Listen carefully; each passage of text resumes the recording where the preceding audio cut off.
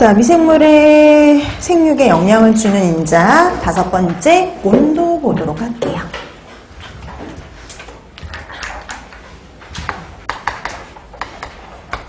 자, 우리가 보면 미생물을요, 증식하는 온도대별로 나누게 되면 전균, 중균, 콩균 이런 식으로 나눌 수가 있죠. 근데 우리가 보니까 대다수의 부패세균들, 식중독균들은 뭐에 해당이 되냐면 중온균이 해당이 됩니다. 자, 그래서 우리가 보면은 대다수는 중온균이다 라고 보시면 돼요. 대다수는 중온균입니다. 제일 흔한 게 중온균이죠. 그래서 부패와 관련된 대부분의 부패세균들, 부패균들, 그 다음에 식중독균들은요, 온도대로 따졌을 때, 증식 온도대로 따졌을 때 중온균에 해당이 된다. 이렇게 보시면 돼요. 대다수는 중온균이야. 그러면 저온균이나 고온균이 문제를 안 일으키냐? 저온균이나 고온균 중에도 문제를 일으킬 수가 있지요. 그 중에서 또 저온균 중에 특히 문제가 되는 게 있어요. 저온균. 그 저온균의 대표가 되는 건 슈도모나스입니다. 슈도모나스. 자, 이 저온균의 가장 대표가 되는 게 바로 이 슈도모나스인데요. 식품을 우리가 저온 조장할 때, 그러니까 냉장 보관할 때요. 식품을 냉장 보관할 때 부패시키는 대표적인 세균이 바로 뭐냐면 슈도모나스 이렇게 보시면 돼요. 이런 슈도모나스 같은 경우에는요. 거기도 세계에도 있지만 저온에서 단백질 분해력, 유지 분해력을 갖고 있어요. 그래서 단백질 유지 분해력이 있어서요. 식품의 부패를 일으키는 대표적인 세균이다 라고 보시면 됩니다. 이 슈도모나스가 또 대표적인 수종세균이에요. 또 대표적인 수종세균이란 말이죠. 그래서 수종세균들이 좀 뭐가 많으냐면은 저온균들이 많아요. 그러니까 우리가 보통 이런 육지에서 잘 생육하는 균들보다 이 물속에서 이렇게 잘 생육하는 균들이 저온균들이 훨씬 더 많습니다. 그래서 보통 이제 수종세균들이 저온균이 많은데 그의 가장 대표적인 게 슈도모나스라고 보시면 돼요. 그래서 여러분 앞에서 그 얘기도 했었죠. 이 슈도모나스가 가장 대표적인 수종세균이다 보니까 또 뭐에 되게 우점종이었냐면 어패류의 우점종이었죠. 그래서 이 슈도모나스가 보통 문제가 나올 때 이 어패류의 우점종이다 요거와 함께 저온균이 같이 나올 때가 많죠.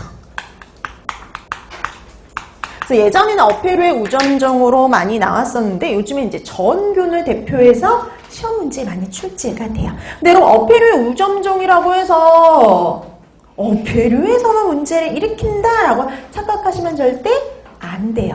식품을 저온 보관할 땐 다 문제가 됩니다. 그래서 우리가 육류, 어패류, 그 다음에 채소, 과일, 우유, 달걀 등을요, 저온 보관했을 때 식품을 부패시키는 이런 식품들을 부패시키는 대표적인 세균이 뭐냐? 슈도모나스예요. 왜냐면 이 슈도모나스가 그 수중세균의 대표이기도 하지만은요, 토양에서도 발견되는 세균이기도 하거든요. 그래서 여러 군데에서 문제를 일으킵니다.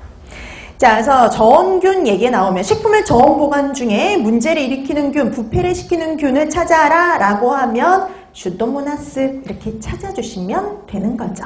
그러니까 이건 시험 문제 여러 번 출제됐던 것들이에요.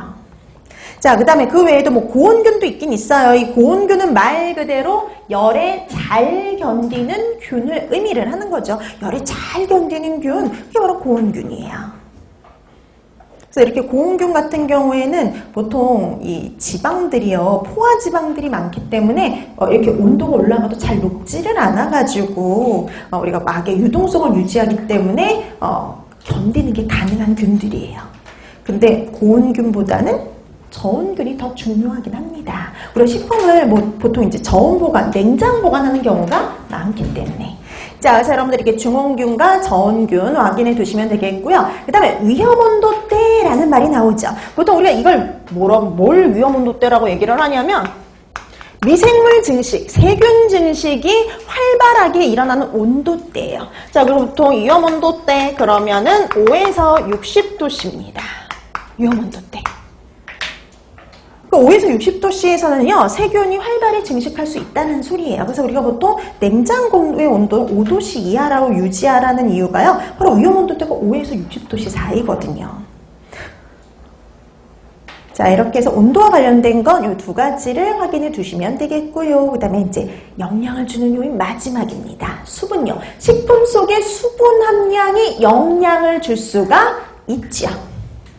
자, 그래서 식품 속에 수분 함량, 수분, 이게 영양을 줄 수가 있어요. 근데 이런 식품 속에 있는 수분은요, 여러분들 이 식품화학을 공부하셔서 아시겠지만요, 식품 속의 수분은 자유수와 결합수로 나눌 수가 있죠. 근데 그 중에서 미생물이 손쉽게 이용할 수 있는 수분은 바로 뭐냐면 자유수죠. 자, 그래서 우리가 이 수분도요, 뭘로 표시를 하느냐? 수분 활성도로 표시를 해요. 자, 이 수분 활성도가 바로 뭐냐면 미생물이 이용 가능한 수분의 비율을 나타낸 거죠. 자, 미생물이 이용 가능한 수분, 이런 미생물이 이용 가능한 수분은 뭐예요? 자유수죠. 그래서 얘는 자유수 함량을 표시한 거라고 보시면 돼요. 자유수 함량의 척도를 나타내는 게 바로 뭐냐면은 수분 활성도다라고 보시면 돼요. 그래서 보통 미생물은요, 자유수와 결합수 중에 보통은 자유수를 주로 자유롭게 이용을 하죠. 결합수는 뭐 탄수화물이나 단백질 같은 식품 속의 다른 성분들과 결합되어 있기 때문에요, 미생물이 손쉽게 이용을 할 수가 없어요. 그래서 아무하고 결합되지 않은 자유수 상태의 수분을 손쉽게 이용하는 거죠. 그래서 이런 것도 뭐 다 시험 문제 나오는 겁니다. 그래서 미생물이 주로 사용하는 건 자유수. 미생물은 자유수만 이용을 해요.